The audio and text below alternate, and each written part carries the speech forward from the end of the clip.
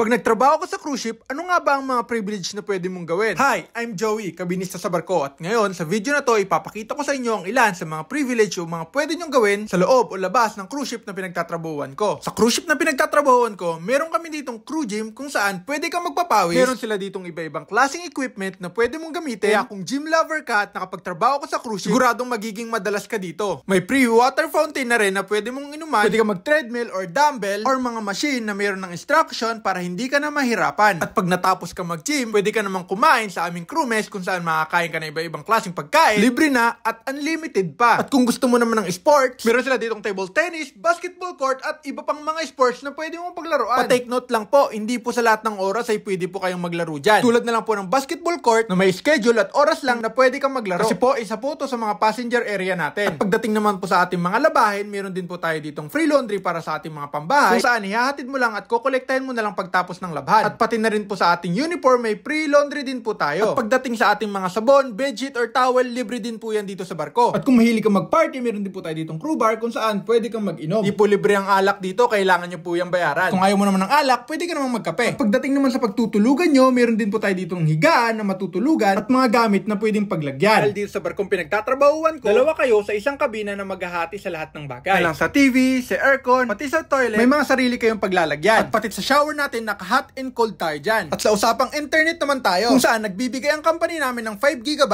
per month. At pag naubos yan, kailangan mo nang bumili. At ang halaga ng internet dito ay napakamahal. Kaya ang ibang crew natin, pag naubos ang internet, lumalabas ng mga port at doon naghahanap ng mga free wifi. At kung gusto mo naman maligo, sa harap ng barko ay mayroong free swimming pool para lamang sa mga crew. Saan pwede kang maligo at mag-relax sa harap mismo ng barko. Ilan lang to sa mga privilege na masarap at magandang puntahan. Kung ayaw mo nang maligo sa swimming pool, meron din kayo dito mga sunbed na pwede mong gamitin. At hindi lang yan. Pwede ka rin makapunta sa private island ng aming company kung saan crew at pasahero lang ng aming barko ang pwedeng pumunta dito. At kung sa ibang company, cruise line ka nakapagtrabaho, meron din silang mga private island na may privilege ka para makapunta. Kasi dito sa company pinagtatrabahuan ko, ito ang pinaka-advantage naming mga crew. Pero sa private island na to, may designated area lang tayo para makaligo. Kaya huwag kang mag-alala, meron tayong way o mga mapa kung saan ituturo naman sa'yo kung saan dapat ka pumunta. Kaya tara, puntahan na natin yan. Kaya ikaw kaibigan, kung nagbabarko ka, saan ka madalas pumunta? At sa mga nagbabalak namang magbarko, huwag po kayong titigil mangarap kasi baka sa susunod, kayo naman ang makakasakay ng barko at makaka-experience ng lahat ng to. At pag nakita mo na tong Team Member Beach, saan lahat ng crew sa pinagtatrabahuan kong barko ay pwede dito. At pwede ka rin dito maglaro ng volleyball kung may mga kasama kang kaibigan. Kaya tara, maligo na tayo. Kaya pag nakapagtrabaho ko sa cruise ship na pinagtatrabahuan ko, yan ang mga bagay na mapupuntahan mo at may experience mo. Pero lagi nating iisipin na limited lang ang ating break time at paglabas natin ng barko. Kaya kailangan pa rin nating umuwi at magpahinga. Kaya kung umabot ka sa video na to kaibigan, huwag mo sana akong kalimutang i-follow para ma-share ko pa ang mga bagay na meron sa cruise ship na pinagtatrabahuan ko. At sa muli, ako nga pala si Joey, ang kabinista sa barko. At sa muli nating pagkikita, paalam!